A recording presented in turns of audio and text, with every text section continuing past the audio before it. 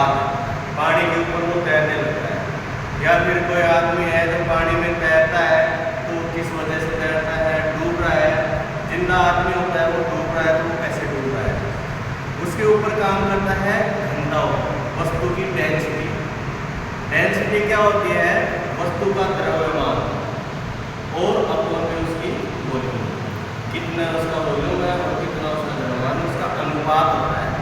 तो जिस प्रकार से हम देखते हैं ये जो वाटर है ये हमारे पास कैसा है? नॉर्मल वाटर है। हम इस वाटर को इसमें डालते हैं, जो लेमन है, लेमन को डाल दिया हमने, अब ये डूब रहा है। यानी कि क्यों डूब रहा है? क्योंकि लेमन का जो डेंसिटी है, लेमन की डेंसिटी है वो पानी की डेंसिटी क्या है? ज़्यादा हो गई, तो इसलिए वो क्या हो गया? डूब गया। अब हम क्या करेंगे? पानी की डेंसिटी को ज़्यादा बढ़ाएंगे। अब ये डूब रहा है ना, इसी लिक्विड को हम क्या करेंगे? इसको हम तैराएंगे दूसरे पानी में।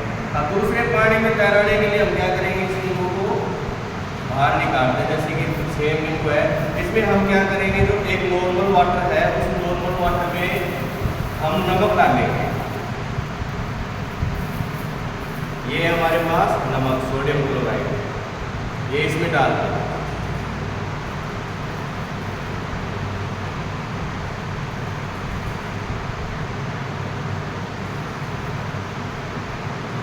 ठीक है। अब ये नमक डालने के बाद हम क्या कर देंगे? इसको मिक्स कर देंगे।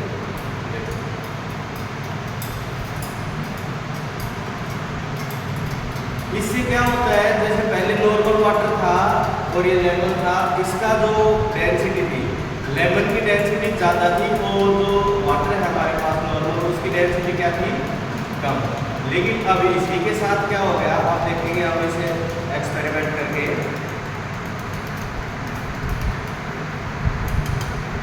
इसको मिक्स कर दिया, ये हो गया हमारा सॉल्यूशन साल्ट और वाटर का।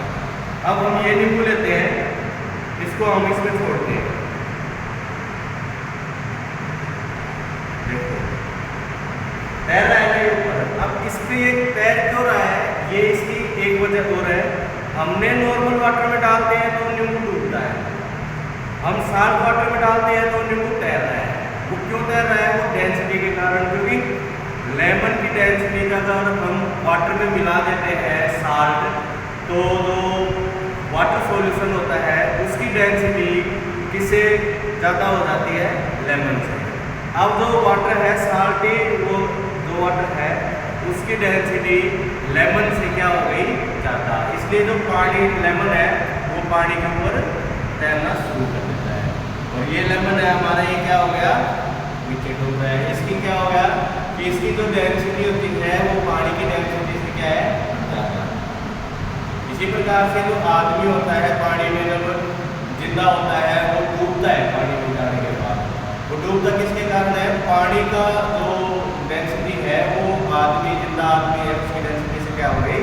ज़्यादा, इसलिए वो डूब रहा है। मरने के बाद क्या होता है? आदमी की जो डेंसिटी होती है वो क्या हो जाती है?